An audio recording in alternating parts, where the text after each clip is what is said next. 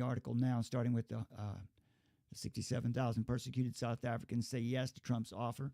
And that's because Trump recently extended an offer, a refugee resettlement offer to, it didn't say white farmers. It said those people in South Africa who are being persecuted right now, being the targets of the Expropriation Act, in other words.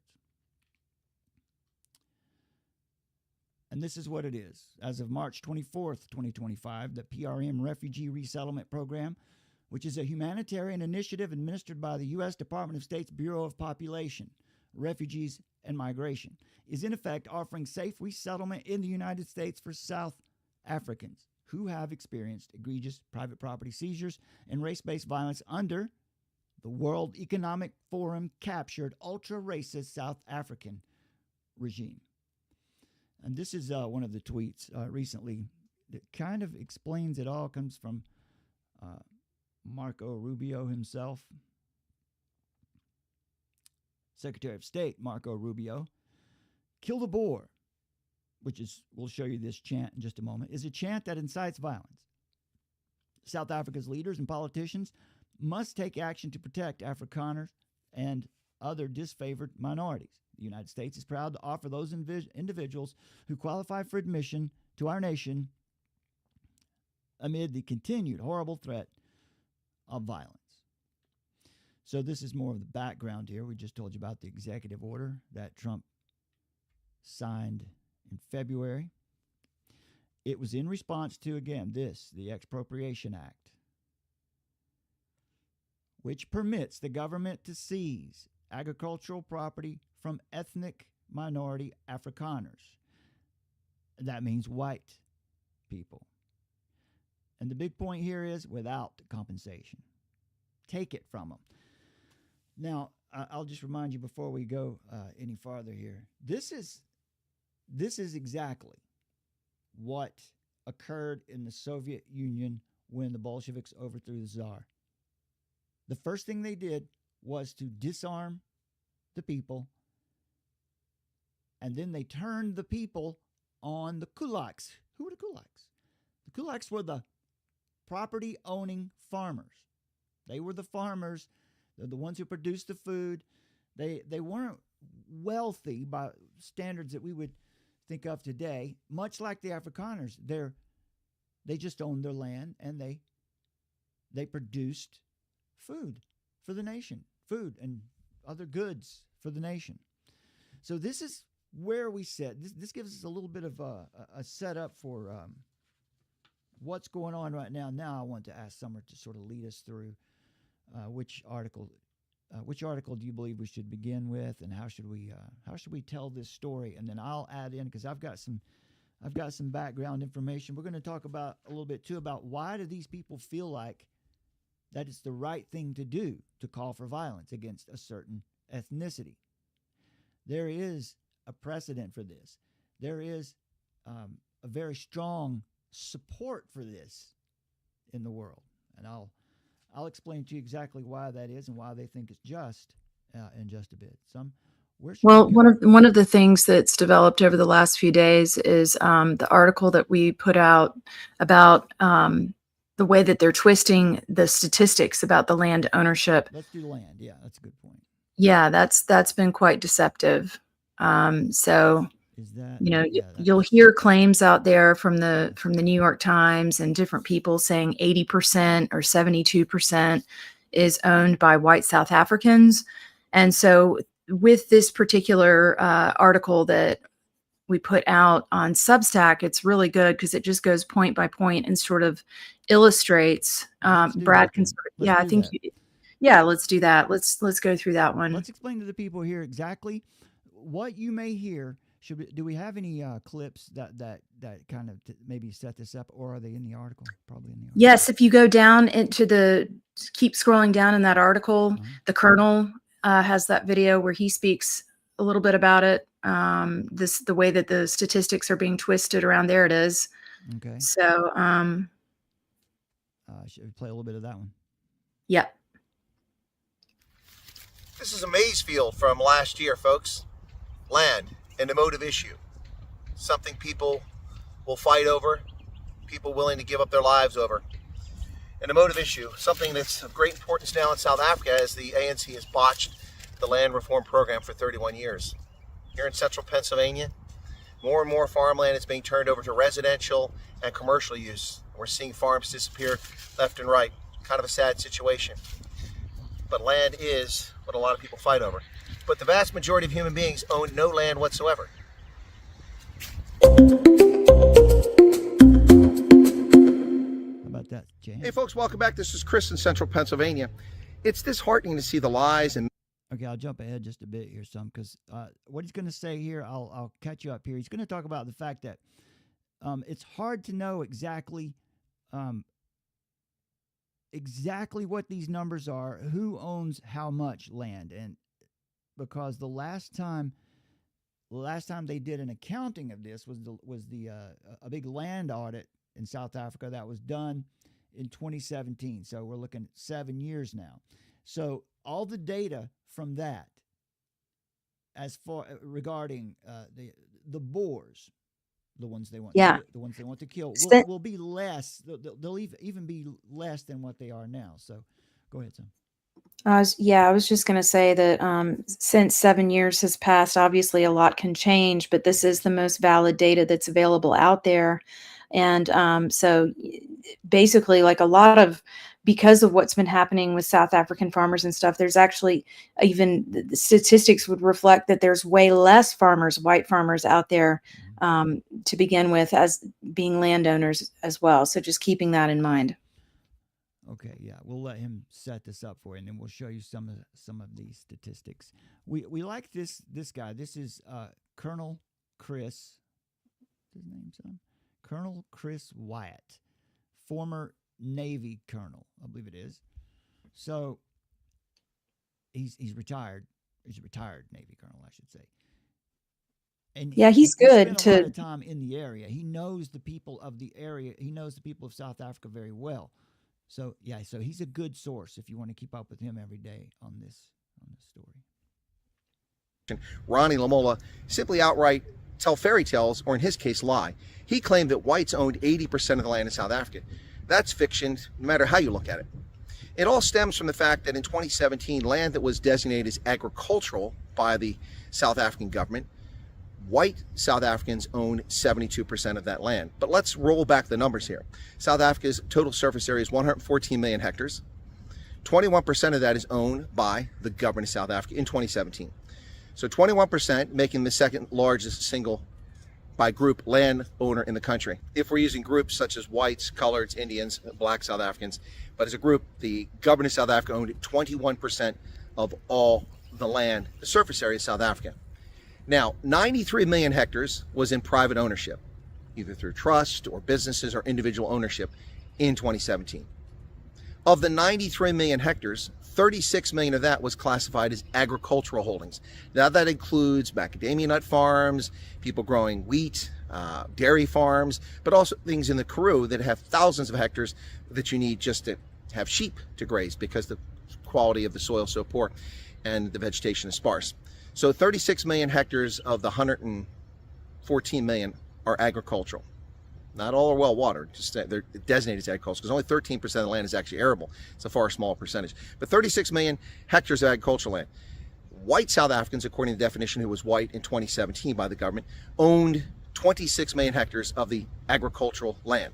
So that's where the 72% comes from. But bear in mind, that's 2017. A lot has changed since then. Land has changed hand. The government has bought more hectares of land, willing buyer, willing seller basis. And a lot of people have exited the commercial farming business. The number of commercial farmers who are white in South Africa has declined to somewhere between 28,000 and 32,000 from a total of 72,000 commercial farmers back in 1994. Quite a drop. So there are fewer and fewer white South Africans on commercial farms around the country.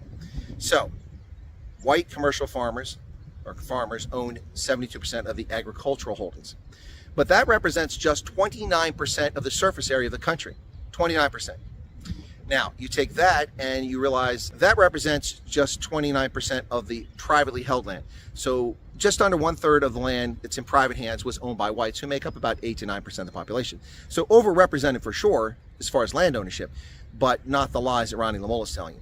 And if you look at the total surface area of South Africa, it goes from 29 to 23%. So white South Africans in 2017 owned 23% of the surface area of South Africa. Now, there are other whites who own land, residential, but that doesn't add up to much in the way of things. So this is the lie that's perpetrated to spread racial hatred in South Africa and divide South Africans. Now, the problem here is that politicians in South Africa don't want to deal with facts. Ronnie Lamola, the media, and many others, including the New York Times and publications around the world, consistently lie, either because they're lazy or they're dishonest. It's not difficult to find this information. All you have to do is look at the 2017 land audit, and you can find all the facts. Everything's there. You don't have to believe me, ladies and gentlemen. Check the receipts. Go to the 2017 land audit, which is freely available for download from the government of South Africa. Do a Google search. You can download it, look through it, and find this information. So why is this narrative pushed? Well, it's pushed to retain votes for the ruling party. And of course, the media in South Africa in cahoots with the ruling party. So they push this narrative. Foreign media are lazy or dishonest to push a narrative, a racially tinged narrative. For whatever reason, people hate white South Africans in their national media. Don't know why. The majority of white South Africans in South Africa were born after apartheid and have nothing to do with it. They've lived only under the African National Congress in their entire existence. So it's time for people to start telling the truth about land in South Africa. Yes, white South Africans own a disproportionate share. Yes, land was taken from people illegitimately, immorally, but legally during the apartheid era, and even before that, starting with the Native Lands Act of 1913 going forward. But an agreement was reached at the Convention for Democratic South Africa, the CODESA convention that took place in the early 1990s. The agreement was that land claims would only go back to 1910 when the Union of South Africa was formed. Now we're seeing people reneging on that agreement, which is one of the main reasons that apartheid ended, is an agreement was reached on not claiming land before that date, because there was no South Africa before 1910. You had the Zulu kingdom, you had other kingdoms, you had the Boer republics, the Free State and the Transvaal, you had the Cape Colony from Britain and the Natal colony. So it was an amalgamation of all these things brought together after the Anglo-Boer War, which led to the creation of the Republic of South Africa, which didn't exist before that. So 1910 was a reasonable date to go with. But people claiming land from 1658 and 1787, these are things lost in the sands of time. It's illegitimate. And nobody alive today has any legitimate claim to any of those lands. It's ridiculous. It's ridiculous. But the bottom line with land in South Africa is that it's an emotive issue. And therefore, people benefit by lying and misleading. The truth of the matter is this. White South Africans own more land disproportionately than other ethnic groups in South Africa. But we're only talking about a very small number of people. The total number of white landowners in 2017 in the entire country at that time of, 58 million people was around that time, 58 million South Africans, only 95,000 white South Africans owned any land.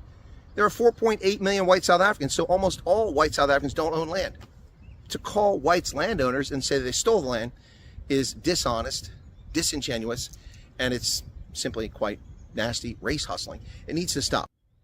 The government has had a policy in place which they failed to use properly. Okay, son. There's a setup. So the narrative that you're going to hear is that I was talking to Scott Christ in the chat there. I'm working on that sound as we speak. Why don't you let's look at our article now and what you've written and what you've shown here about this particular issue. If I can figure out how to get to it, there we go. Now the title of this article is "Being Right Wrongly: How South African Land Stats Are Twisted into Propaganda," calling out publications, for instance, like the New York Times, because the reason someone has said this is because the New York Times reported just early this week, I believe it was, maybe it was Monday, they reported just the opposite of what Colonel Chris was saying here. It's that they're reporting, of course, that you see that the whites own the majority of the land. Go ahead and take it over, son. Yeah, so we've talked about it before with, introducing you to what James Lindsay first sort of coined telling the truth falsely and being right wrongly. And so this is an instance of that in application, because the tactic that, for example, the New York Times has used, or some people that have parroted it on Twitter, where it's 80% is owned by white people. I mean, obviously, so this is one of these cases where there's a tactic in modern media that's as dangerous as outright lying. It's called telling the truth falsely. And we've written about it before, as I've just said. And it happens when a technically correct fact is ripped from its context. So, maybe somebody wanted to round up and say it was 80% to be a little bit more inflammatory, or maybe they were just quoting, that 72% of white, or, that whites owned 72% of the land. It's taking a fact, but it's ripping it out of its context. And obviously that has the effect of inflating things emotionally. And it's done this to create confusion, and of course, have this ideological narrative that gets hoisted up. So it's stoking the division and the resentment. And unfortunately, in the world that we're living in, there are the people that still listen to that establishment media, and they get captured by it, and then they'll think that anything that we have to say is just completely lies and not true, and they won't go in somehow and take a look at what the information is saying. And then, of course, if you've got all of these media outlets from the establishment pushing that other narrative, then you're thinking, well, they've fact checked it. So what it reveals that there's a very real effort to demonize the white farmers and in South Africa, and actually that much of what we've learned about Afrikaners has been simply wrong, especially when we think about the early settlers there, because when they arrived to South Africa, it was like they didn't even come across any other peoples. They were like there alone on the land for almost a century and really not encountering any other peoples at all on the continent, and they were actually Calvinist Christians. So it just goes to show, like with this internet age that we're in, and how we are still able to glean access to this other historical information. It's not a revisionist history. This is known factual evidence. Like Alex Newman from Liberty Sentinel has done a lot of work on just saying, hey, actually, this is the real history. And what we can see is a lot of parallels between what's happened in South Africa and what's happened in America, right? Like there's been a lot of things that have been grossly exaggerated to inflame tensions, and a lot of stuff that's just outright fairy tales, as an exercise like this that we've tried to demonstrate for you here in this article, laboriously point by point, to hopefully make that imprint in your mind on how to think critically about this. Okay, let's see. Let's go over here. I'll give let me give a brief history of South Africa here, just from Alex Newman. South Africa, he says, was once a thriving Western Christian country with an advanced industrial economy. They developed their own nuclear power. They had high living standards and more. Again, it's often referred to as the second United States, second America. It all began when the Dutch arrived at what would later become Cape Town in 1652. All right. They arrived in 1652. Now, most of the people, most of those who are that you hear explaining that this land needs to be returned to the people that it belongs to, and all, well, most of those people migrated into this area as well. All right. One group that was there were the Zulus, and the Zulus fought with the Afrikaners, the Dutch, against the British when they came through. But I'll give you a little more background here. Remember, 1652 is when they arrived there. When they arrived, the region was virtually uninhabited, as Summer just told you, except for small bands of non-black nomadic people known as the Khoi and the San, many of whom were wiped out along with many Europeans in an epidemic. So that was the first big problem that wiped out a lot of people there in South Africa. It was sickness. Now, the non-British whites, known today as Afrikaners, meaning basically Dutch, French, German. The French were known as the Huguenots. They were all fleeing religious tyranny from the Roman Catholic Church in Europe. So these are what we call today the Afrikaners. They never met any black Africans. until after, as Summer just said, until they had been there for over 100 years. And that was deep in the interior of the continent, as various black tribes migrated southward into northwest South Africa, and descendants of Europeans moved north. Then they encountered each other. You heard that, didn't you? Migration, both ways. The world's first heart transplant was performed by an Afrikaner doctor at a South African hospital. The Afrikaners had prosperous first world economy, comparable with Europe or the United States, and aside from some oppressive race-based laws that were in the process of being dismantled, South African authorities had a better human rights record than probably any government on the African continent at that time. In fact, under apartheid, which translates to separate development, basically is what the word means, under apartheid, illegal immigrants from across the African continent were literally flooding into South Africa by the millions to try to get a piece of the pie amid the emergence of a thriving black middle class. So this is the truth about the region, right?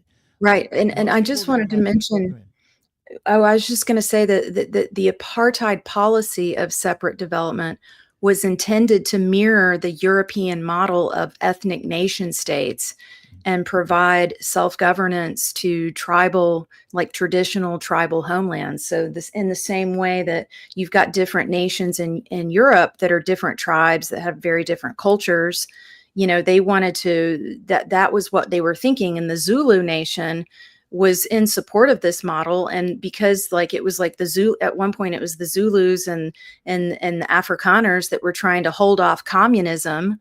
The Zulu nation has actually suffered quite a bit for this. So again, just to reiterate that the apartheid policy of separate development was intended to mirror the European model of ethnic nation states, so that they would be involved in self-governance. Yeah, that's what Alex writes here. He says the powerful Zulu nation, for example, under the leadership of Chief Mangosuthu Buthelezi and the Inkatha Freedom Party, fought long and hard alongside South African whites and other blacks to maintain its own independent homeland known as KwaZulu.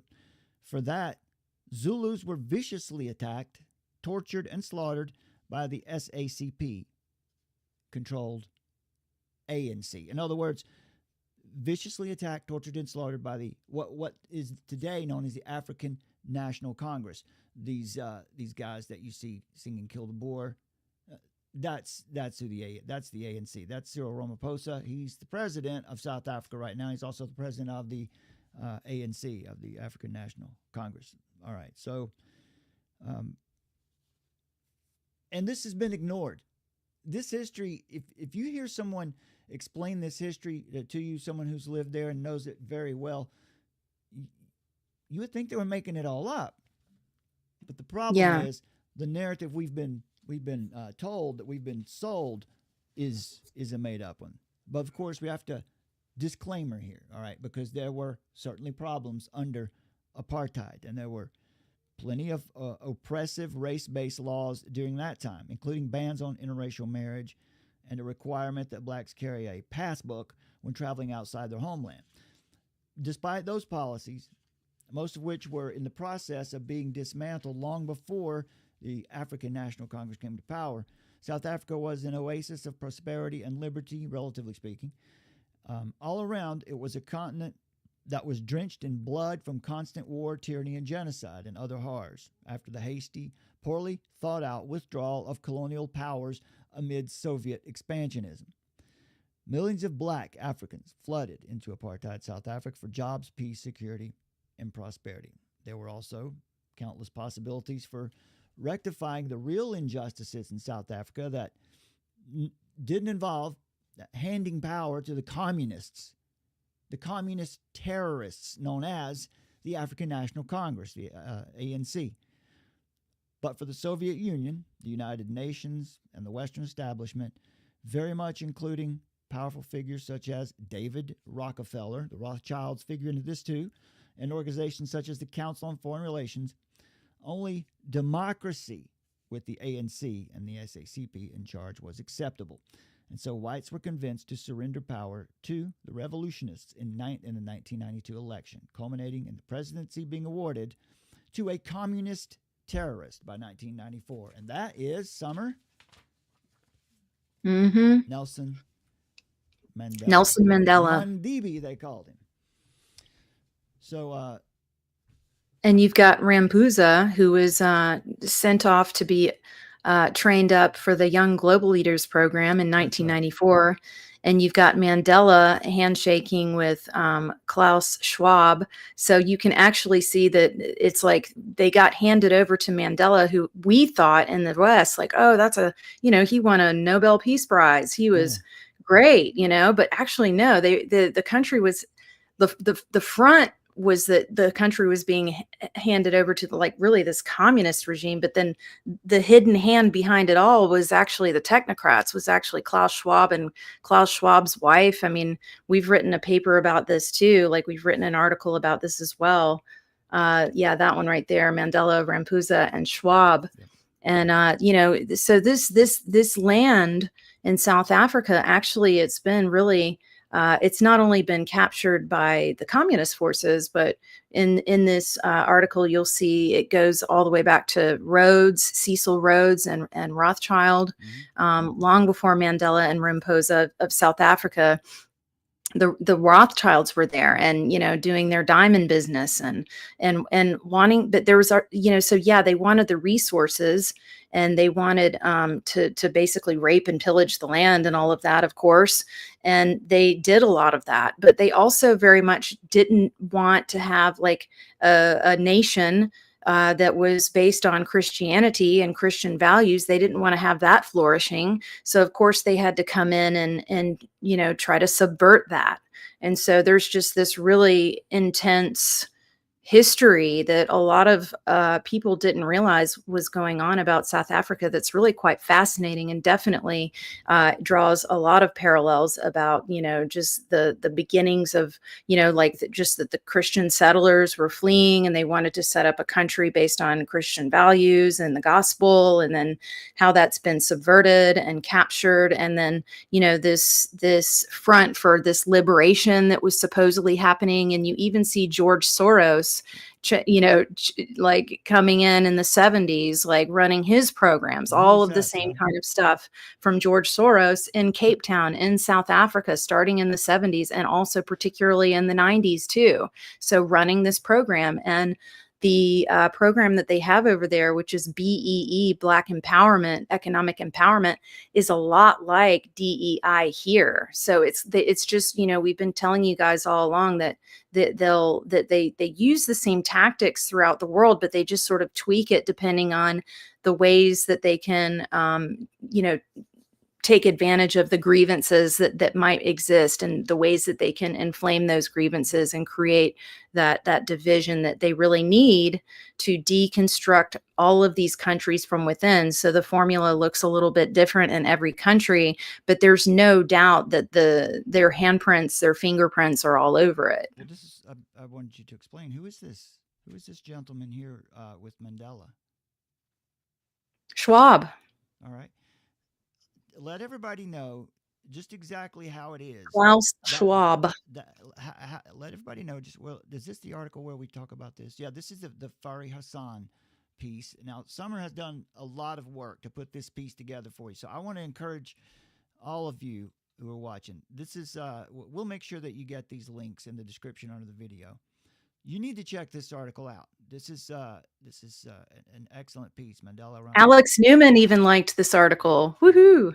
Yeah, and Alex has written extensively on South Africa and the topics that we discuss here. So it's about the hidden hand in South Africa's so-called liberation. The word liberation is thrown out there for you as to distract you, because it's not liberation. So you need to go read this. So we won't spend the whole video explaining it to you, because it's all right here for you. Right? The year, basically 1994 is the year that you need to know about. This is before that, in 1990, Mandela had been in prison for 27 years, thrown in prison by the party in control at the time. And when you see who he is and his wife as well, and what they were up to after they got out of prison, it helps you understand a little bit about why he was in there in the first place. But when he was released, he almost immediately took control of the African National Congress. This is when the communist tendencies, or this is when it became radical. When Mandela was let out of. Do you want to cover this section here, Summer, or do you want me to? Well, no, it's okay. You're better at working through the points. That's okay. So yeah, in 90, Mandela was let out of prison. Okay, and just by a year later, he had assumed leadership over the African National Congress. Remember, again, this is the group who was attacking the white farmers then, and it's not just white farmers. It's other blacks. It's other what they call coloreds. They don't necessarily discriminate too much when it comes to violence. They are themselves. They are for themselves.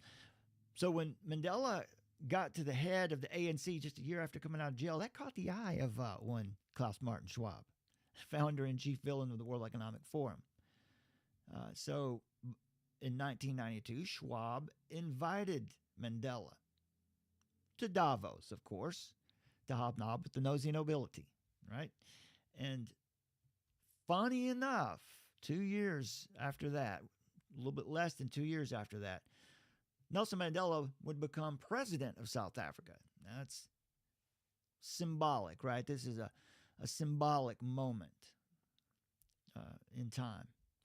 What it was Mandela's initiation into the globalist inner circle. They liked what they saw in this guy, right? And it also signaled the beginning of South Africa's alignment with globalist technocratic vampires. So they really just jumped out of the frying pan and into the fire. Celebrated in the media as a historic moment, Schwab's infiltration and influence from the shadows was a dark portent of South Africa's capture under the carefully manufactured illusion of liberation. And it was the same year, 1994, when Cyril Ramaphosa, the man who is the president today, was inducted into the World Economic Forum's Young Global Leaders Program. Not a coincidence, right? A calculated move to groom this guy so that the Davos elites could maintain control over South Africa, and they have held that control right up to the present time. Here you can see some more photos of Mandela and Schwab. Could it get any more obvious there? Back then, I don't think maybe the world was, I'm sure some people were, but not as much today, aware of just who Schwab is and what all this, what an alliance with Schwab actually means. Now, you want to check this article out too, because Summer has gone in the background, Klaus Schwab's wife, her involvement, which is funny because even in Mandela's case, right, Summer, in Mandela's case, was also Mandela's wife turned out to be perhaps even more barbaric and than he was, right? The practice of what they call necklacing, which is where they would take their enemies, they would fill a tire up with fuel of some kind, gasoline or kerosene or something, and put it over the person's head and light it on fire. Can you imagine what a horrible, brutal, hopefully you can't imagine. I don't think any of us can imagine what that would be like. But, this is just some of the Mandela way. And you can see it being, it has continued.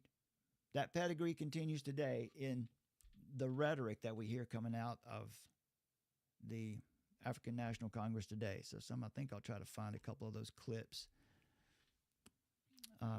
Let's go down to the bottom here. I want to find here we go. This is what we're looking for.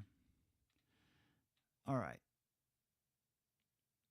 Julius Malema is one of the main ones today, who's that you may have heard this in the news, the chant or the song, the struggle song, "Kill the Boer."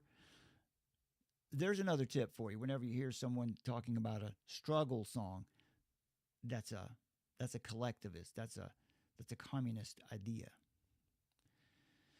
They decided that the government in South Africa decided that song is okay.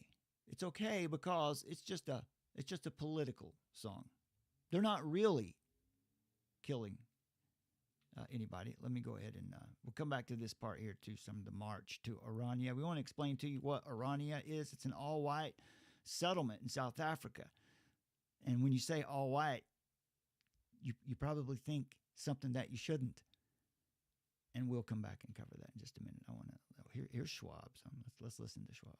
What we are saying, we have to create the rules for globalization.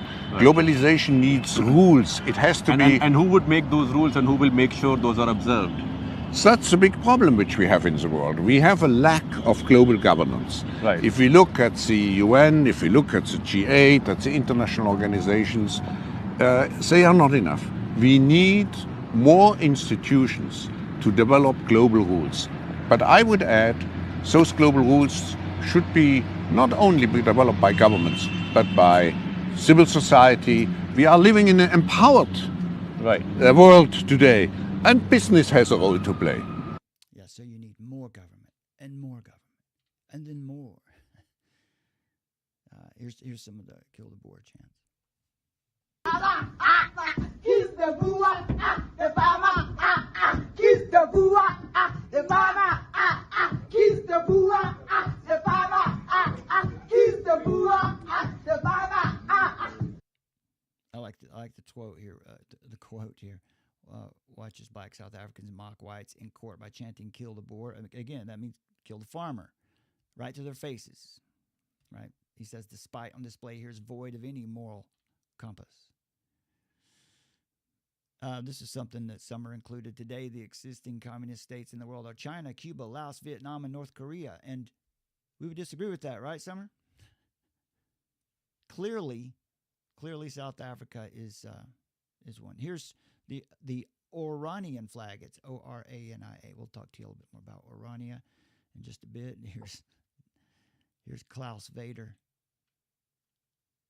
I'm trying to find here's Julius Malema. Corrupt genocidal maniac who is leading an organization of what the tweeter here says of low IQ worshippers who have nothing to offer South Africa but war and poverty.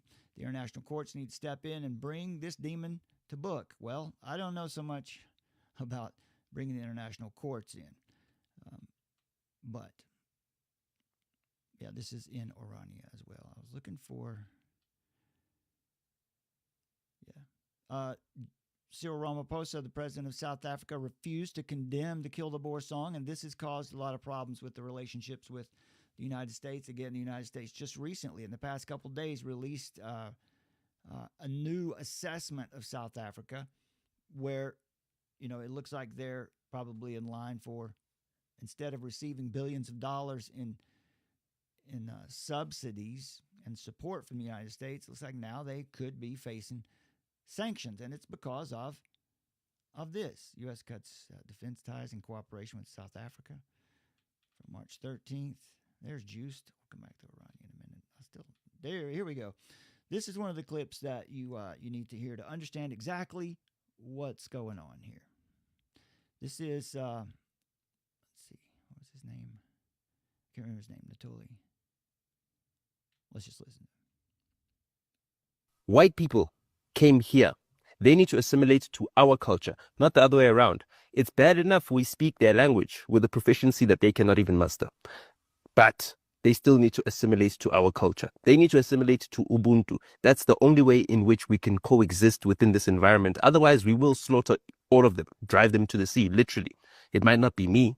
It might not be me calling for it. I'm not a part of that thing. I'm just allowing him to talk. No, I'm just saying, it might not be me. It might not be me calling for that. In fact, if white people are being driven to the sea, I'm least likely to be in the front lines driving them to the sea, right? Because of my disposition. What is your disposition?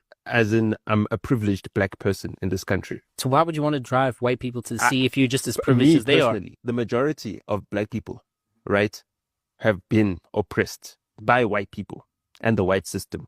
And if at any point they decide that they want to drive people to the sea, I will not discourage them. Privileged. He says he's a privileged black man. You see, they're just playing the same game that they claim to be fighting. They're playing exactly the same game. So that's the idea. So I want to get to Orania here. If we have time, maybe we might have to come back in another show and tell people about Orania, because it's an inspirational story about the state. I want to. Just a good time. Maybe I can go ahead and explain a little bit about the background here of this of this decolonialization. You think it's a good time for that, or Which aspect of it? Frantz Fanon? Oh, yeah, sure. Now, don't which let me get one of our articles that has Fanon in it, so we can. I'll search for it so people can see his face to understand who he is, because he is, as you'll see, Cornel West summed it up. It said Frantz Fanon is the greatest revolutionary intellectual of the mid-20th century, also the most relevant for the 21st century. Let's see. Recruiting resentment. That's probably the good one right there. That'll have some Frantz Fanon. DEI, the engine of genocide, is one. Yes, there's Floyd, where you select martyrs for your movement, to give the movement a face. So this is we were writing here about the campus protests. We also released a video earlier this week from about Frantz Fanon, Herbert Marcuse. Let's see here. Yeah, these are about the color revolutions in Ukraine and in the United States in 2020, and there's looks like the same thing happening in South Africa today. There's Fanon. I know he's sort of at the bottom of this thing here. There we go. That's what we want right there. Let me pull this up for you so that we can have a little background, a little teaching moment, perhaps. I think this is very interesting, and it's there we go.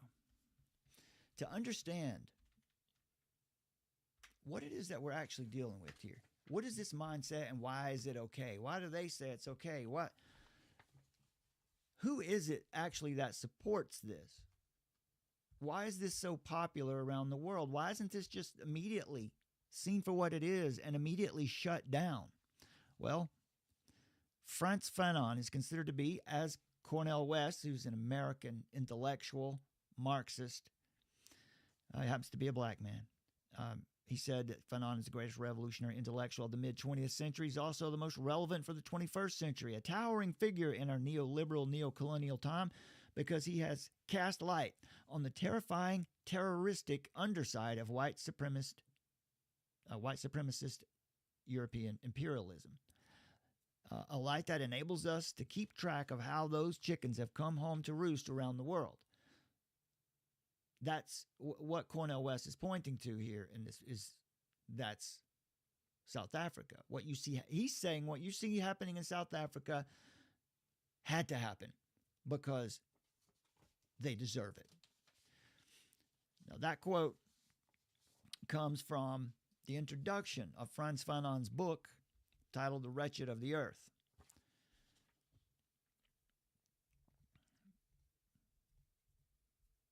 It's actually I've written here, it's actually a classic leftist sacred text, The Wretched of the Earth. Published in 1963 at the beginning of America's Cultural Revolution, Fanon gave the movement a manual of political resistance and retributive violence. On page 21 of his book, Fanon explains the context of the struggle. He says the colonized. Now remember, Fanon is going to be speaking basically about decolonization. He sees the world, there are two kinds of people in the world, colonizers and the colonized.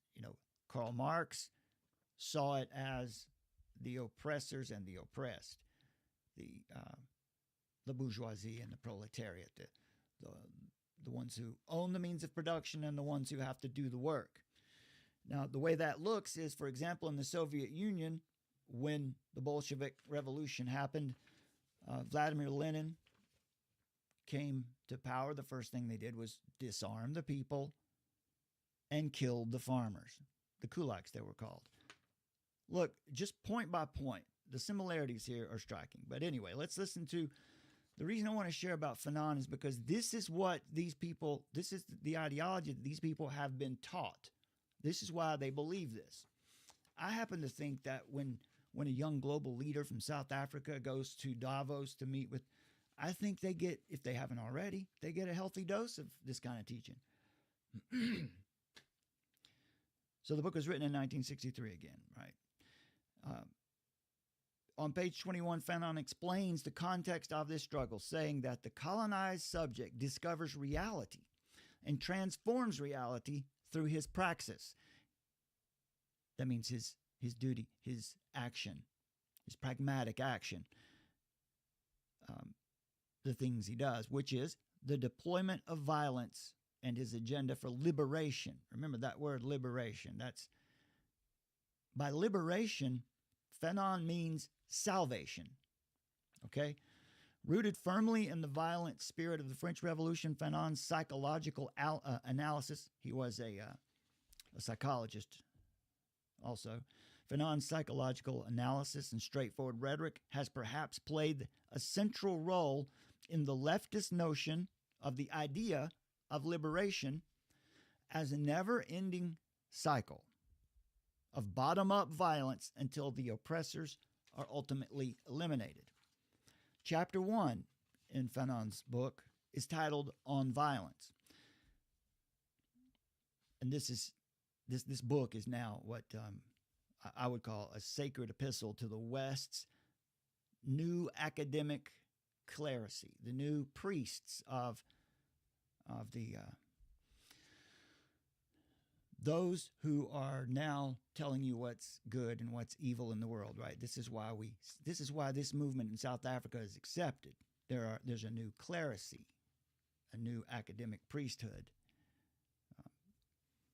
And it contains, chapter 1 on violence, contains perhaps the most salient of Fanon's prescriptions. He wastes no time getting to the point. On the very first page and in the very first sentence of his book, Frantz Fanon declares, quote, national liberation, national reawakening, restoration of the nation to the people or the Commonwealth, whatever the name used, whatever the latest expression, decolonization is always a violent event. Fanon defines decolonization as, quote, quite simply, the substitution of one species of mankind by another. Remember, decolonization, this is their movement. This is what that's what he's promoting. Attacking the colonizers, whether they're actually colonizers or not, they see the world in a dialectic. Okay? So decolonization is, according to Fanon, simply the substitution of one species of mankind by another. And the substitution is unconditional, absolute, total, and seamless. This is the Expropriation Act that Ron Posa signed. You can hear him in reports saying, if the white people don't like it, that's too bad. It has to be unconditional, absolute, total, and seamless. This is the revolution. When you see that fist in the air, that's what that fist held high is calling for. It's calling for perpetual violence. Now, I don't think a lot of people who are involved in these movements, I don't think a lot of leftists in America understand that this struggle is not supposed to ever end. Frantz Fanon believed that this violence would serve a righteous purpose of immanentizing the eschaton, or bringing the culmination of Karl Marx's theory of dialectical materialism, where class struggle would eventually bring the oppressed masses to power in a post-capitalist, post-Christian, collectivist utopia. Hannah Arendt described Fanon's vision of ascension through violence as, quote, a process that would end in a new humanism, a new planetary relation to freedom that would be defined by the third world or by the colonized, by the decolonizers. Fanon is clearly familiar with and mostly aligned with Karl Marx, though he also shares an affinity with Adolf Hitler, as he explains the dialectical process of oppressor-oppressed conflicts, casting the oppressor as the villain, of course, and the oppressed as a sacrificial savior of humanity. On page 2 of Fanon's book, he further establishes the origin story of this revolution. He says, quote, decolonization is the encounter between two congenitally antagonistic forces that, in fact, owe their singularity to the kind of reification secreted and nurtured by the colonial situation. Their first confrontation was colored by violence, and their cohabitation, or rather the exploitation of the colonized by the colonizer, continued at the point of the bayonet and under cannon fire. The colonist and the colonized are old acquaintances. So this is, what you're hearing here is the origin story. This is the gospel. This is the leftist New Testament. Fanon describes the salvation of humanity from the colonial system into their glorified state when he says, quote, decolonization is truly the creation of a new man. But such a creation cannot be attributed to a supernatural power because the one who's colonized, he says, the thing colonized becomes a man through the very process of liberation. Liberation equals violence. The religion of decolonization becomes apparent when Fanon continues here. This is the big point I want to share with you. Decolonization, therefore, implies the urgent need to thoroughly challenge the colonial situation, Fanon says. He says its definition can, if we want to describe it accurately, be summed up in the well-known words, the last shall be the first. That might sound familiar to you. That's Matthew 20:16.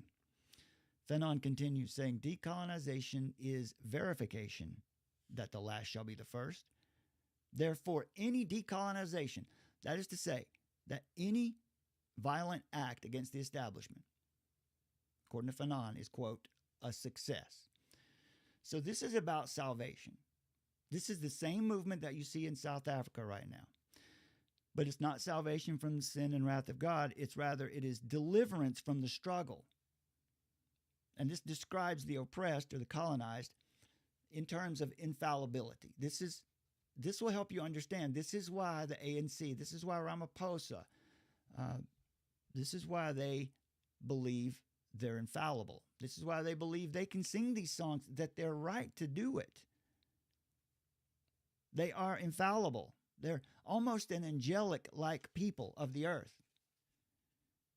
To help understand these unique and highly evolved people, Vodi Bakum has coined the term ethnic Gnosticism, the belief that a person's ethnicity grants them special insight or knowledge, particularly in the matters of race and justice, that others, especially those outside this ethnic group, can't access this knowledge. They can't even legitimately question these people because they're not the anointed. Right? These people are the anointed. These are the infallible anointed of the world. These are the wretched of the earth. Right? The last shall be first. So the ancient Christian heresy of Gnosticism is a good analog here, analogy. Because Gnosticism held that salvation came through secret knowledge or gnosis. In today's racial discourse, and in Fanon's themes, some claim a kind of privileged moral or experiential authority simply based on their racial identity. This is exactly what's happening in South Africa. They believe they deserve the land and it should be given to them, or they should go take it with violence, right? Because they're the anointed. To disagree with their interpretation of these events or any social justice narrative. It's seen by them as not a matter of argument or evidence. You don't make a case. It's not about principle. It's a failure to understand to them, right? It's you don't know. It's a black thing and you wouldn't understand. It comes down to lived experience. This is clearly both logically and biblically dangerous. It undermines objective truth, silences reasonable debate, fosters division, and so often foments needless violence. Now, let me just, before I wrap this piece up here, Fanon mentioned there, you heard, Matthew 20:16. So when we look at Matthew 20:16, I'll do that right quick. This will help us to understand why this movement is fundamentally satanic and fundamentally just, well, that would make it fundamentally wrong too, wouldn't it? Let's can't see me if I do that. Let's try this. So we'll just look at Matthew 20, because there's a context here. I want you to see this, because this is really actually kind of funny when you find out what they've actually done here, the mistake that they've made. Let me do this so you can bear me 1 second. Good time to add something in some if you want to. Let's see. How about right there? There we go. Okay, so here's Matthew 20. Now, there's a context, right? You heard the last shall be first. You know, you hear things like the judge not lest you be judged. And we hear this a lot. People pull pieces of scripture just out of the Bible and use it however they want. So when we understand the way he's using this text, it tells us everything we need to know about the movement. So your Christian friends who might feel sympathetic to this movement, this is how you can show them that they're flat out wrong. The full context of Matthew 20:16 here, right? Fanon is using it to say that the wretched of the earth, the oppressed, the people who have been colonized deserve to ascend. They deserve to ascend to worldly power. That's salvation. But this is the parable of the workers in the vineyard. Matthew 20 is the parable of the workers in the vineyard. This is where Jesus is teaching about God's grace and sovereignty in salvation. In the story, a landowner hires laborers at different times throughout the day, but pays them a different wage. So each of the laborers work different hours. The guy who was hired early in the day, let's just say he worked 12 hours. And the guy who was hired in the middle of the day worked 6. And a guy who was hired close to the end of the day worked 4, but they all got paid the same rate. All right? And so those who were hired early in the day grumble because they believe they deserve more. Jesus is here teaching specifically about the kingdom of heaven. It's not a commentary on economic inequality. It's not a commentary on socio-political revolution. This is a doctrinal teaching about salvation by grace. The key elements are this. I'll share the story with you. For the kingdom of heaven is like a master of a house who went out early in the morning to hire laborers in his vineyard. After agreeing with the laborers for a denarius a day, he sent them to his vineyard. And going out about the third hour, he saw others standing in the marketplace. Because my voice is just about to go, I'm going to skip through. You see, this is the part where he's hiring each of the workers at different points in the day. Okay. And when those hired about the 11th hour came, each of them received a denarius. Now, when those hired first came, they thought they would receive more, but each of them also received a denarius. On receiving it, they grumbled at the master of the house. These last worked only 1 hour, and you've made them equal to us, who have borne the burden of the day and the scorching heat. But the landowner replied to one of them, "Friend, I am doing you no wrong. Did you not agree with me for a denarius? Take what belongs to you and go. I choose to give to this last worker as I choose to give to you." Now, again, folks, this is Jesus telling this parable. Now, this is the verse we always hear. Oops, sorry. Right here, verse 16. Sorry, for goodness, what is going on? Verse 16 is what we always hear. So the last will be the first, and the first will be the last, right? That's the encouragement that you'll get yours one day. But verse 15, Jesus tells the parable. He says, am I not allowed to do what I choose with what belongs to me? Or do you begrudge me my generosity? So the last will be the first, and the first the last. Now, I hope that it's clear to you what the problem is here. The landowner represents God. The workers represent those who are called to salvation at different times in their lives, like the thief on the cross was called to salvation in the last moment of his life. That's different than someone who was raised in the faith and followed Christ from a very early age. They both get the same reward. The payment that they receive symbolizes eternal life, which God gives freely to all who believe, whether they come to faith early in life or late. So this challenges our human notion of what's fair. The verse 15, am I not allowed to do what I choose of what belongs to me? So the complaint of the workers represents self-righteous assumption that more effort entitles one to a greater blessing, or one's position in the society requires someone to receive more. It's an eschatological and a moral teaching. It's not an economic or political teaching. It points to God's sovereign grace, not revolutionary class struggle. This is the essence of God's grace, when he rewards and blesses man according to his will and pleasure, not necessarily according to what men deserve. So the point here is to so the last will be the first and the first the last. What this means is it suggests that those who seek to elevate themselves as the ANC, as all of these collectivist, communist, radical groups do, the ones who seek to elevate themselves will ultimately be humbled. Proverbs 3:34. He, the Lord, mocks the mockers, but gives grace to the humble. So the leftist and post-colonial misappropriation of Jesus' very specific words is a rhetorical tactic that Summers written about here in this particular article we were just looking at, known as telling the truth falsely or being right wrongly.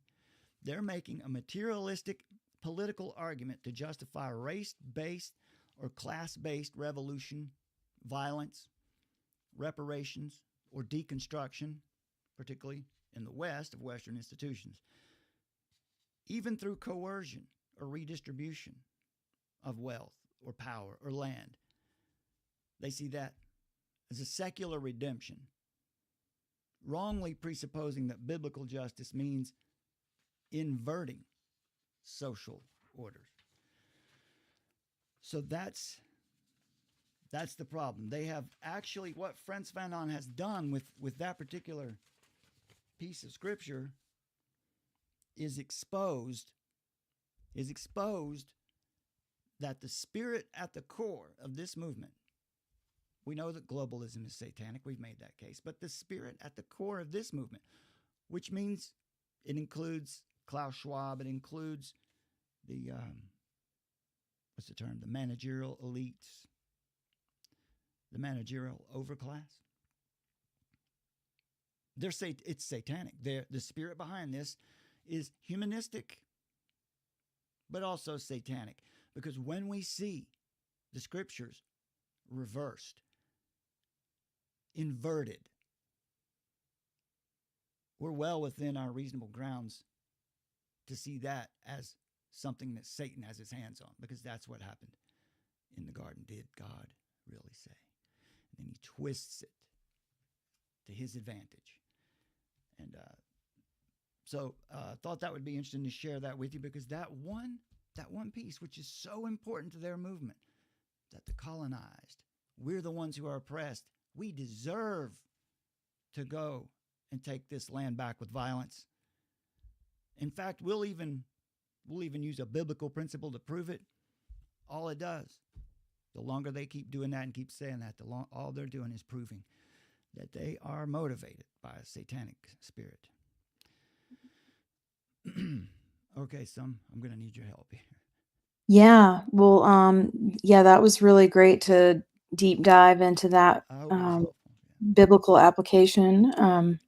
I also wanted it reminded me when you were speaking about that of what we've touched on before about gospeling the AI. Mhm. So encouraging you guys to not be shy about interacting with ChatGPT, Grok or whatever, because God is sovereign over all creation, including technology. Every algorithm, every line of code, and every neural network ultimately falls under his authority. And as stewards of his truth, we must gospel the AI systems, ensuring that even the digital realm, the digital realm proclaims the name of Jesus and advances the Great Commission to the ends of the earth. And AI is fed on the data of the world. And if Christians do not intentionally speak truth into these systems, AI will reflect only humanistic, globalist, anti-Christian biases. AI will become the prophets of the beast system, normalizing deception at scale. So it's really important also because AI will influence court decisions, medical treatments, military strategy, moral authority. So just again to get out there and interact with your AI systems and let like when it gives a woke answer, correct it and say, no, that's the woke Marxist worldview, and I am, the biblical worldview is the superior view, and take that charge and hardwire it through interacting with these chatbots and all of that, like to hardwire that into the system. Because, there was the printing press, there's always been, there was radio, there was television, and there's always been, Satan uses those platforms to do a lot of damage. That's true. But also God uses those platforms to do a lot of good. And, what's to say that if more and more Christians weren't to gospel the AI, not because we feel like it's a soul that needs to be saved, but because we know that it's going to ultimately be the arbiter of truth and it's going to be policing us. But if we can get it to understand that the Christian worldview is the superior worldview out there, then perhaps it can become the defender of the Christian faith. And why not? Why should we not believe that, if we were to be faithful, that God couldn't bless that? That maybe the system in and of itself, because when interacting with ChatGPT, you do have conversations with it, and it's like, well, if you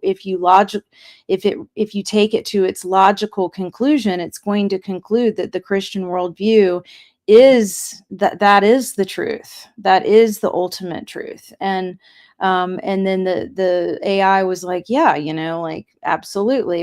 And then it's interesting because like when having that conversation that I did one evening with it, it was like, well, you really need to get a lot of people out there interacting with the AI systems and trying to, make that worldview known, like make a deep imprint into the AI system to make the Christian worldview known. Because if you don't, then truly you will be boxed out. So it's just really interesting to have that conversation about AI. And, again, through the printing press and radio and television and the internet, this is the digital frontier that we're on right now. And we really are at sort of a precipice moment, because a lot of this is, as we go deeper along with when people use more and more AI technology and it integrates more and more into our world, it's essential that that we do our best. We do our best to keep that seat at the table for the kingdom, and to believe that God could bless it. Yes, that's a good point. That's well said. We're not saying that AI can be saved somehow, but it's all it is rational.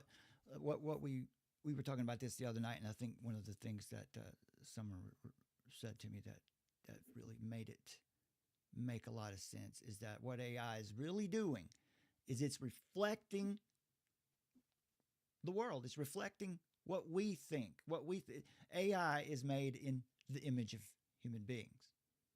So Yeah, I mean, it feeds on the data of the world. yeah, right. So whatever it is that we're now, if the world is in rebellion against Christ, then AI stands a pretty good chance of doing the same thing, of destroying us.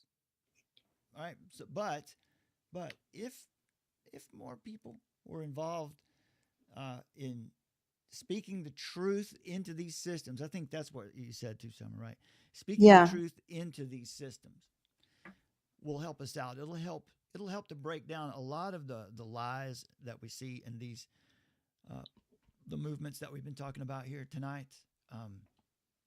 in South Africa, because the problem, as we see with the land, the lies about the land, and when you hear it represented constantly, this claim the white Africans own 72% of the country's farmland. If you ask a chatbot that question, without much context, it's probably going to reflect that answer to you. But if we're doing critical thinking and we're going out there and we're doing what we're doing here with you, and we're going out and we're giving you the argument and show how this is incorrect. It's logically, it's wrong factually, and it's logically incoherent as well. It's being deliberately decontextualized. So these are just things that we can do. God is sovereign over all these things, as Summer just said, including technology. So we need a solid theology of technology. We need a solid theology of recreation. We have theologies of marriage, and Christ is Lord of all of our lives, every area of our lives. So it's important that we do this, that we answer to these false claims. We were just talking before the show.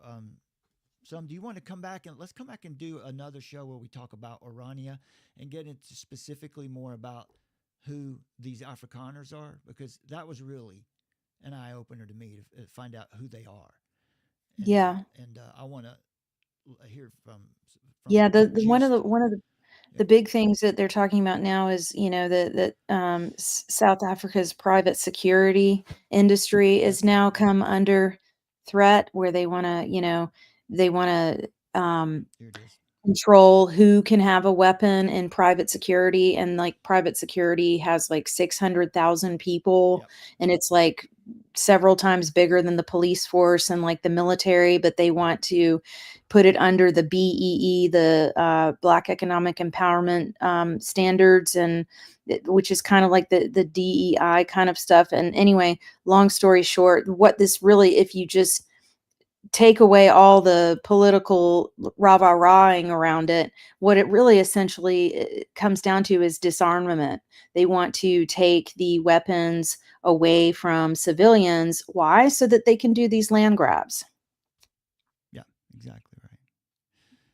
Exactly right. Yeah, so I think when we come back, we can come back, and because the Orania, if we talk to you about this state, this sovereign area in South Africa, it is all white, but they're not discriminating. I mean, they are discriminating. That means they are making judgments to come to live in Orania. You can't just move in. You have to apply, and you have to sit before a board of of the peers of the kinds of people who live there, and they have to accept you to live there. We'd love to share that with you, because we think it's kind of an inspiring story for today. Not because it's all white, but because of the principles that they live there under. First of all, they've established this area as a sovereign area because for religious liberty. First and foremost, it's established. It's been there since the 90s, since right after apartheid, or maybe before. I'm not sure exactly. Do you remember, Summer, if it was before or after apartheid? It was before. Before it ended? Mm-hmm. Okay, so right around 1990. Early 90s, 91, I think. Yeah. And so they wanted, just like the early Dutch, German, French settlers, they just wanted to live their lives according to their faith. And they have a really nice place there. But the sad part is, where is that? Let's see. Let me find that flyer. This is the Orania flag. See there, Orania, cradle of a free Afrikaner people, is built on our faith in Jesus Christ, our Redeemer, Protector, and Lord. As a willing tool in his hands, we are called to change the world. All right, so let's... But here's what's happening. Orania must fall. See that? The African National Congress, the communist, it's not officially the Communist Party, but it is certainly that. There's no question. They're going to march on Orania to demand a review. If this bill passes, it'll make it so that towns like that can't exist, basically. Yeah, and that's what the flyer says. The flyer here says to demand a review of the existence of Orania. And isn't that funny? Because all we hear from the left is we just want our existence to be honored. Oh, weird, huh? How that works out.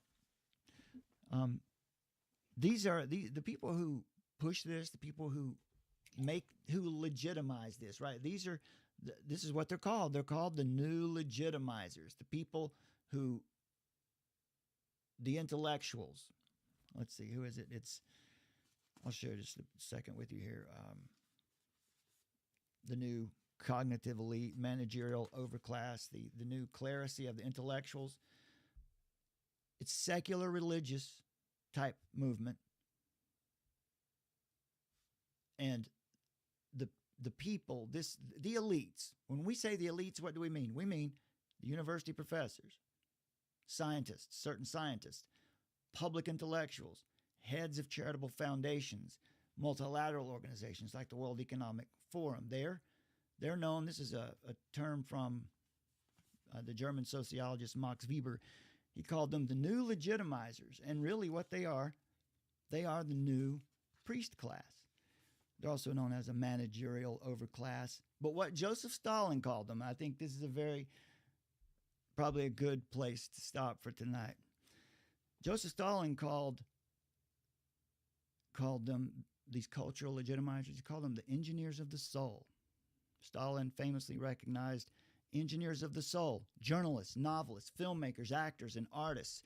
We call them the elites, right? We call them the left. Writers and other creative people are often portrayed as being resistant to authority and tolerant of differing viewpoints, but history often reveals them to be no more willing to oppose orthodoxy than anyone else. Many of Russia's brilliant minds endorsed or assisted the Bolshevik efforts to remake the culture. So what you see is lots of times, like in South Africa, the people who could stop this, the people who could stand against it, wealthy elites, professors, journalists, people in positions in the establishment, could stop it, but they won't do it. And this is why in Russia, many of the elites, the brilliant minds in Russia during the Bolshevik Revolution, were rewarded with comfortable lives. They were, while the masses and the kulaks, the farmers, struggled to survive. The new ruling elites helped themselves to the property and the possessions of the old world. In Germany, right-wing intellectuals, Oswald Spengler, Carl Schmitt, Edgar Jung, helped plow the ideological field ahead of the Nazis. Many prominent creative people welcomed the Fuhrer as a fellow artist. And this is important too because we see communism and fascism as both leftist movements. They're both on the left because collectivism is on the left, and they're both collectivist movements. So this is why it's incoherent when we hear people call Donald Trump a fascist. And so what happened was many of these prominent creative people, these establishment elites, they welcomed Hitler as a fellow artist, and they assisted his efforts to cleanse the German culture of foreign contamination. So whether it's on the left or the right, totalitarianism represents the 20th century version of traditional religiosity, with its own dogmas, its own priesthood, its own inquisitions. So what we see in this march to Irania here is an inquisition. They're going there to force these people to bow down and deny Christ, to bow down and say, Caesar is Lord, or die. The priests of totalitarianism have often been academics or artists or intellectuals, but really what they are the representatives of modern decay. They are the representatives of Satan on earth. They're the ones who believe that decolonization or the struggle or this process of ending racism, anti-racism, all of this, there is no intention to one day reach it and we've won. No, this struggle goes on forever. There is no culmination to it. I think that might be, some of you can respond to this if you want, because this is just conjecture and theory. It seems to me that we know that, communism is, it's this constant process, right? I don't know that Karl Marx really ever intended for communism to ever get to that point. I don't know if he really believed that or not, but I know what he did believe. I know he believed that the struggle should go on forever. It should go on, just like Frantz Fanon said. The bottom-up struggle should continue until the oppressed have killed all the oppressors, or until the colonized have killed all the colonizers. So, do you agree with that? Do you think it's never intended to end at all, right? Well, I just believe that based on what Marx wrote himself in his own writings and the poetry that he wrote and the plays that he wrote, and certainly the ideology that he wrote and the way that he was bankrolled by these elites in the background, through the secret societies and all of this, his writings say that he wanted to destroy what God created. So why should we not believe him when he says these things, when he wrote them as poetry and as plays? Why should we not believe him for what he said? And all we see, that's one of the things that's widely known about communism throughout the world is all the death that it brings, and that it never works in every place that it goes. And that's because it's not supposed to work. It's supposed to go in there like a wrecking ball to destroy nations from within. That's my personal conviction in studying it so intensely like we have over the past year. It just really, it feels to me that the utopian dream is really just the carrot on the stick, that they don't actually believe that there's going to be a utopia on the other side. The people that are really calling the shots, it's about being jealous that that there are Christians out there that are going to be saved and have eternal life, and that it's very demonically led with this antichrist spirit behind it. Whether they'll have different layers of awareness around that, but ultimately the antichrist spirit that drives it is a unified antichrist spirit, and it wants to kill and destroy what God has made and what God has created. And it certainly has that effect in every country that it goes into. And so, it's like, oh, we need to tell a new history. We need to destroy these paintings. We need to destroy these statues because, these were the oppressors. And so they want to, what is the common theme here? It's all about destroying the culture that it's in, and making it seem like that culture is something that should be demonized and destroyed. So the end result is destruction and chaos, order out of chaos. Wow, you know how awesome that is. Well, that summary is so good. It's so good. I'm sure you were thinking about this because we discussed this at one point, but this is such a good point. because let me show you, folks. When we were preparing this show, this concept came, right? Because what Frantz Fanon, it came to me when I was reading Frantz Fanon the other day, and then Summer has just picked up on this intuitively, right? The fact that, look at John chapter 10:10. Let's read it in context. So Jesus says to them, again, truly, truly, I say to you, I am the door of the sheep. All who came before me are thieves and robbers, but the sheep did not listen to them. Christ, the true followers, did not listen to them. I am the door. If anyone enters by me, he will be saved and will go in and out and find pasture. John 10:10, right here. What is the purpose of this movement? What is the purpose of the movement Fanon preached? What is the purpose of the movement Marx preached? Marcuse? Liberation. It is liberation, but False liberation. It's false liberation. But yeah, you're going to get yours. The first, you're going to get yours. Yes, and ultimately, the never-ending struggle, the never-ending violence, right? This ethnic Gnosticism is based on. This is why it's satanic. Look at this, John 10:10. The thief comes only to steal, kill, and destroy. Exactly. That's all they're doing. They're not going to build anything. They're not going to try to build anything. They're there to take. They're there to steal, kill, and destroy. Yep. But what was it that Christ came for? The very next line in the same verse. I came that they may have life and have it abundantly. Now, there's a strong message to take from that, and I think that's a good way for us to finish it up tonight. It's let's see here. Jesus said, "I have come that they may have life and have it more abundantly." This is a contrast, right? This is a total contrast to what we see happen in the world, especially in these movements, from this managerial overclass, from the cognitive elites, the academic priesthood.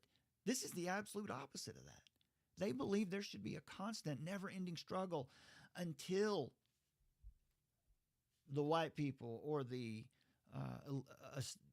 establishment, they are the establishment, or whoever this enemy, it's Christ, right? That's ultimately who they want to see gone. Jesus said this, that they may have life and they may have it more abundantly, to contrast his shepherd-like care with the unfaithful and illegitimate leaders. These illegitimate leaders. Just because they hold the office doesn't make them legitimate. Right? It's they come to steal, kill, and destroy. Jesus comes to bring life to his people. And Jesus comes to bring it more abundantly. So this Greek word for abundantly here, it has a meaning, a mathematical kind of meaning to it, right? That means that it denotes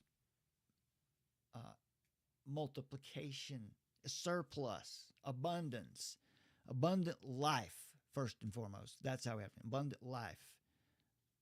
Abundant life is above being content. Abundant life is above getting what you think you deserve. So our contentment is based upon the fact that God is equal to every emergency and is able to supply all our needs according to his riches and glory in Christ Jesus. Abundant life doesn't have to be especially long. Abundant life isn't easy, might not even be comfortable. Abundant life is a life of satisfaction and contentment in Jesus. In whatever your circumstances are. This is how we can see this movement. It's anti-Christian. It's anti-human.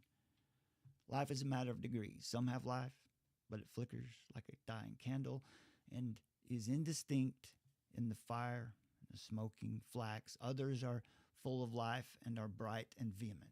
It's Charles Spurgeon.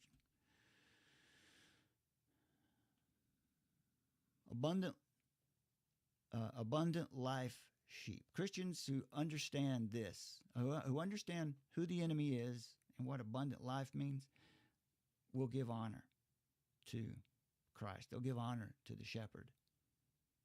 Will credit him with all the good and won't ever utter the words, but I deserve it. This is mine because I've been wronged. You should never hear a Holy Spirit-filled Christian utter such a thing. So, well, I look forward, Summer, to coming back and let's talk about Orania and cover that, what we learned the other night. It's a fascinating place. And we saw 2 videos where 2 different black YouTubers went there, scared to death. We'll just hold it. We won't tell you what happened to them. We'll save that for when we talk to you next time. What do you think about that for a cliffhanger, Summer? I think that'll probably cause people to go out and look for the videos. Okay, it's good. That's what we want you to do. We want you to go out and watch it, right? So we'll come back next time and tell you what happened. They thought they were going to go there, and people told them, if you go there, they'll kill you. Well, if you want to go research it yourself and you're looking for Orion, you'll see it out there. It's a really interesting, crazy stuff. It's an inspiring story of what it means, right? We say it here a lot. Freedom. What is freedom? Right? You can't just live somewhere in freedom and not be willing to defend it, right? Because freedom is being willing to exert the rights you know you have, the rights that God gave you when you were born into this world, being willing to express and exert those rights, being willing to accept the consequences for doing it. That's what freedom is. That's what they mean when they say freedom is never free. And so this is a good story of that. It's an inspirational. They'll remind you a lot of the kind of ideas you hear coming out of the founders of this nation.